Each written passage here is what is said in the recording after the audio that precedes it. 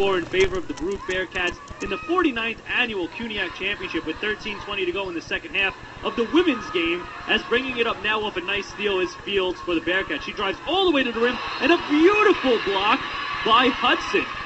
That Hunter Athletic crowd right now, they are into it. They are cheering. They are supporting their Baruch team. I think the Baruch fans are a little surprised at this point. They've been at all the games. They've been excited for every single play this season for their Bearcats, but Hunter is really showing them up right now. As 13:11 to go, 38-33, Fields has it at the logo for the Bearcats. She's challenged by Sells, and Fields is going to bring it around left elbow, kicks it in, tried to get to Taylor. Oh, Hudson got her hand on it, but Fields was able to recover, was going to bring it across the paint and up top to Henry. The straight-on three, count it! And one of few three-pointers we've had this game, as Henry puts down the three-pointer, 41-33 with 12:47 to go in the second half. Hudson has it right side. Now it's a big 8-point lead, the biggest of the game for the Baruch Bearcats for either team, as Hudson tried the turnaround jumper. It looked like that Sheridan Taylor got her hand on it, and bringing it up now is Henry. Henry's going to drive all the way, kicks it down low for the baseline for Taylor, but Taylor had her foot on the baseline, and it'll be out of bounds and go in favor of the Hunter College Hawks. Here's what's going on right now, Blackburn. We're seeing Hunter running out of breath. They're losing gasoline. They can't compete with the speed of Baruch at this point. Like I said, Baruch has that depth, fresh legs, constantly on the court, effective players, sprinting down court. You're seeing three Hawks remain on offense while two hustle down on defense. They're way too concerned about the defense. They got to score at this point. They are down by 8. As Bodanza has it, she's going to try and back into the paint. She goes down hard, and the foul's going to be called on number 34 from Baruch, and that is Miss Veronica Ganzi with 12:10 to go. And the biggest lead of the day, 41-33, an 8-point lead in favor of the Bearcats. Bodanza set to inbound it from her offensive baseline. As Chris included earlier on in his prediction, a run is going to go on, and it looks like the run has started up by 8 now, and Baruch can do no harm right now going up and down the court. Leonard, bounce pass into the paint, Demopoulos. They're still going to go to this turnaround jumper from Demopoulos, who can't get it to fall again. 41-33, still your score. Fields brings it up over the logo.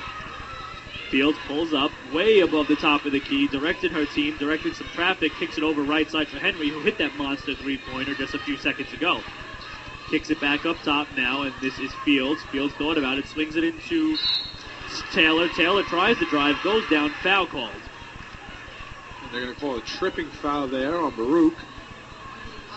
Hunter needs to get back to the line and try to get some rhythm going here, because with that 8-point run now, after being only down by 3, it could be easily lead to Hunter being out of this game quickly. We have another timeout called here on the floor. 11:41 to go. We'll keep it right here.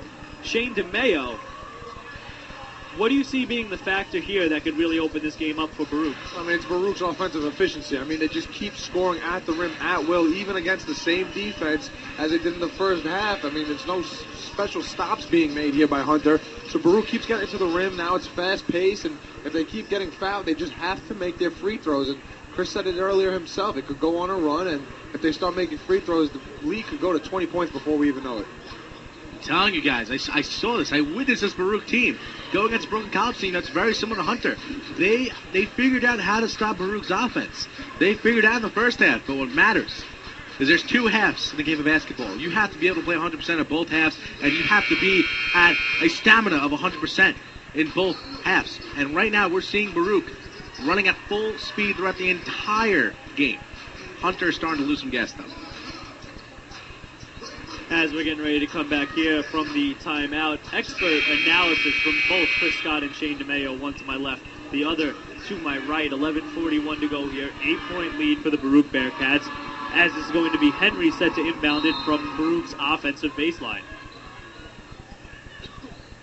The inbound goes to Fields, swings out Ganzi, top of the key. She's challenged by Joey Chan, swings it over right side Henry. Henry kicks up Fields way up high at the logo. She's not challenged by much of anybody.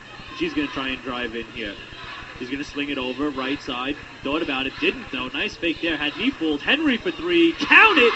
And Henry with 6 straight points here. 44-33 is the score. Hey, look. With 11:18 to go. Hey, look. If Baruch has a double-digit lead and they're scoring threes, you can pretty much wrap this game up. Bodanza has it left side.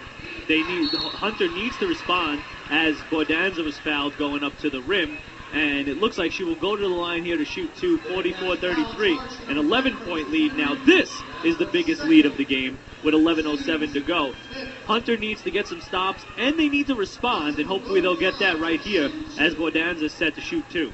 And with Tomopolis still being out of the game, they're not trusting that turnaround hook. I mean, she has 0 points in this entire game right now. And this is your post scorer who I've seen go off for 16-plus points on several occasions this year. And right now, she does not look like the contributor that she hoped to be at the start of this game. As Bordanza hits her first, 44-34, lead down to 10 with 11:07 to go. Bordanza's second. Count it. Looked like it wasn't going to drop. Got a good roll there off the rim for Hunter. And Hunter goes to the full court press here with 11:05 to go. And that leaves Kuruvilla wide open, but they can't get it to her. Henry has it left side. And this is what they should have been doing. Sorry, that shame that they should have been doing the whole game here. Man-to-man full court press, but now they drop right back into that zone. And it hasn't been working, and I don't think it's going to if they don't decide to switch it. Kuruvilla has it at the baseline, tries to swing it up, gets it to Fields. Fields is going to pull up, swing it up to the glass. No good, side of the rim. Rebound, though, grabbed by Taylor. Taylor goes up, second chance point. Count it, and send her to the line. And that's, chance for a 3-point play. That's Sheridan Taylor. 12 points for her. She leads the entire game with both teams combined right now. 12 points right now, going for that 13-point. What a game for her. She is hyped. That Baruch crowd, they are hyped as well. And that may have just taken all the breath away from Hunter. But look, 10:40 remains. It ain't over till they say it's over. Chance here to increase the lead to 12. They're up 46-35. Checking in number 22, Melina Saide. From Hunter, checking out number 2, Ayanna Hudson. Taylor set here to take her free throw. A chance to convert on the 3-point play. This would be 3 straight 3-point plays. 2 3-pointers and an end one. And it's 47-35 with 10:40 to go here in the second half. As Leonard brings it up left side. Behind the back crossover is going to bring it in. Scoop shot hits the bottom of the rim. See, Hunter has to get back to their game plan here as Fields on the fast break puts it up off the glass and count it. And the Baruch crowd is into this game now. Timeout is called by Hunter. Now, Hunter needs to get back into their game plan. I don't know why Leonard tried to bring that all the way to the hoop and go for that scoop shot before she hit the bottom of the rim, and why she didn't just settle down and stick to Hunter's game plan, which has been to move the ball around and get the open shot. Well, for this game right now, I mean, as you said, Hunter needs to be more precise with their ball movement and their shot selection, and I think that they're getting a little overwhelmed right now. That 8-point lead that we just witnessed earlier has now grown to 14, and this Baruch crowd, as you mentioned, is going insane right now. So with the crowd behind them and this lead where it stands right now, I'm not too sure that the number 1 Baruch team is going to be able to relinquish this lead right now. Hunter needs to come up with some special type of offense. I don't know if that involves reinserting Tomopolis and see if she gets her post game working, but it hasn't all game. Without that inside threat, Marco and Leonard can't do it on their own right now. 10:24 to go, 49-35, a 14-point lead for the Baruch Bearcats.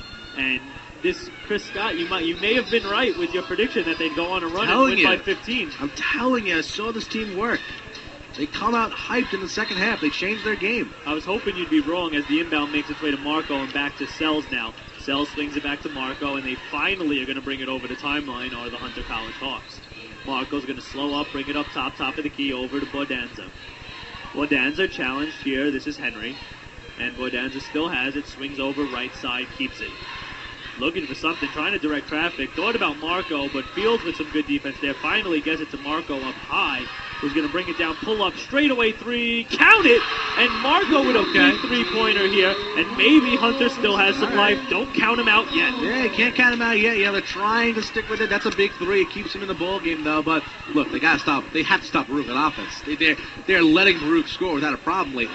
Gansey back over Fields. Henry now right elbow, back up Fields, top of the key. Gansey now left side. Gansey for 3, too short, no good. Rebound though, Kuruvilla kicks out Henry right side. Baruch still dominating the boards as Henry hits down the mid-range jumper. 51-38, and it's back up to a 13-point lead. Big rebound there by the freshman Kuruvilla, hailing from India, actually. Great pickup by Joseph and Baruch. And now this is Leonard, puts down the straight on three. No good off the front of the rim, and the rebound brought down by Taylor. And it's going to be a jump ball in favor of the Hunter College Hawks.